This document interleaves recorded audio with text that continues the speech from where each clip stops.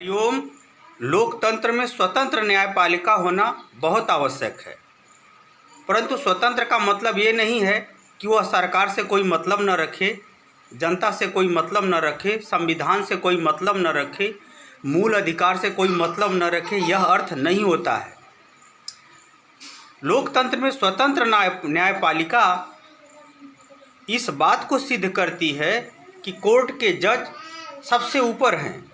यदि कोर्ट के जज किसी भी प्रकार से सरकार या समाज या किसी भी दृष्टिकोण से भेदभाव करेंगे तो लोकतंत्र की मौलिकता ही खतरे में पड़ जाएगी। अर्थात लोकतंत्र के अंतर्गत कोर्ट में बैठे हुए जजों का पहला दायित्व यह है कि किसी भी परिस्थिति में देश के नागरिकों के मूल अधिकार का हनन न हो। यदि हनन होता है तो जितना हनन करने वाला दोषी है उतना ही कोर्ट का जज भी दोषी है। दूसरा, कोर्ट का दायित्व यह है कि जो सरकार है, जो नीति निर्देशक तत्व राज्यों को निर्देशित किए गए हैं, उसके अंतर्गत वह सरकार समाज के कार्यों को करता रहे, तब तो ठीक है। यदि इसके विरुद्ध जाती है सरकार, मानव कल्याण के विरुद्ध जाती है, जैसे शिक्षा का अधिकार पूरा न होना, समाज में शांति व्यवस्था का न होना, देश में सुरक्षा का न होना संबंधी यदि कोई इसके विरुद्ध सरकार काम करती है तो कोर्ट का यह भी दायित्व है कि उसका हाथ पकड़ ले, उसको रोक दे।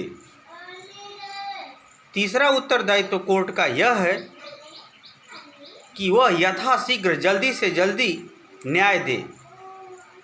आज स्थिति है कि जनसंख्या भारत की बहुत बढ़ गई, लेकिन कोर्ट में जजों की संख्या बढ़ाने पर न कोर्ट के जज एक मत हैं, न नेता एक मत है, न सरकार एक मत है।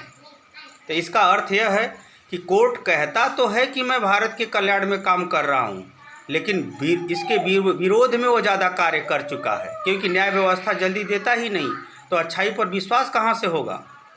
न्याय जल्दी मिलेगा तब अच्छाई पर विश्वास होगा।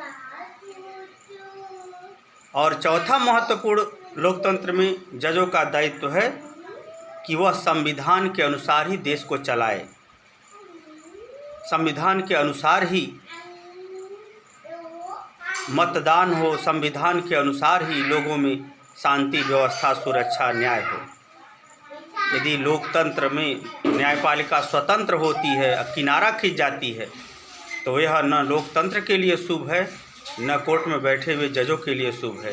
देश बचाइए, लोकतंत्र बचाइए, कोर्ट को बचाइए। हरिओम।